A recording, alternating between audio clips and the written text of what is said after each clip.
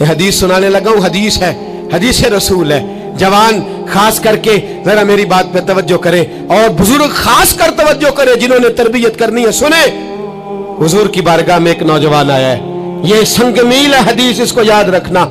عرض کی حضور میں سارے گناہ چھوڑ سکتا ہوں، زنا نہیں چھوڑتا. حضور مجھے زنا کی اجازت ہونی چاہیے. میرے حبیب نے تھپکی دی، بٹھا لیا. میں کہتا ہوں حضور نے گناہگاروں کو معاشرے سے کاٹا نہیں، ان کی تربیت فرمائی ہے، ان کی تربیت فرمائی ہے، ان کو قریب فرمایا. میرے حبیب کریم صلی اللہ علیہ وسلم نے فرمایا ادھر آ بیٹھ جا. بیٹھ گئے. حضور نے فرمایا تو پسند کرتا ہے تیری ماں کے ساتھ کوئی بدکاری کرے؟ حضور نہیں. فرمایا تو پسند کرتا ہے تیری بیٹی کے ساتھ کوئی بدکاری کرے؟ یا رسول اللہ میں آنکھیں نکال دوں گا. حضور نے فرمایا تو پسند کرتا ہے تیری بہن کے ساتھ؟ حضور میں کاٹ ڈالوں گا وہ ہاتھ جو میری بہن کی طرف اٹھیں گے.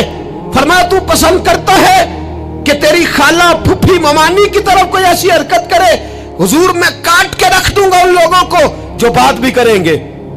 میرے حبیب نے فرمایا اچھا جس کے ساتھ تو بدکاری کی اجازت مانگ رہا ہے وہ کسی کی ماں نہیں لگتی، وہ کسی کی بہن نہیں لگتی، اور کسی کی بیٹی نہیں ہوگی؟ یاد رکھے ملا جلال الدین رومی ایک، امام غزالی دو، اعلیٰ حضرت فاضل بریلوی تین. بزرگ متفقہ طور پہ لکھتے ہیں، فرماتے ہیں جو گند کے ساتھ دوسرے گھر میں تاڑتا ہے وہ اپنے گھر کی خیر منا لے. جو گندی نظر دوسروں پہ رکھتا ہے وہ اپنے گھر کی خیر منا لے. اس لیے کہ جو جرم وہ کسی کے کھاتے میں ڈالے گا وہ سزا بن کے اس کے گھر کی طرف لوٹا دیا جائے گا. جو بدکاری وہ کسی کے کھاتے میں ڈالے گا وہ سزا بن کے اللہ اس کے گھر کی طرف لوٹا دے گا. اگر اپنے گھر کو پاک رکھنا چاہتے ہو تو دوسروں کی طرف پاک نظر رکھنی شروع کر دو.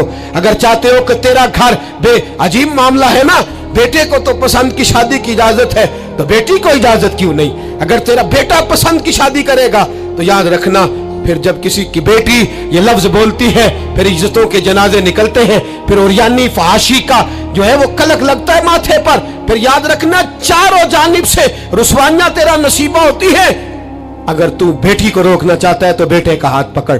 اگر تو بیٹی کو صاف رکھنا چاہتا ہے تو بیٹے کو شرم و حیا کی چادر اڑا. اگر تو بیٹیوں کے کردار کی حفاظت کرنا چاہتا ہے تو پہلے بیٹے کو پابند شریعت بنا.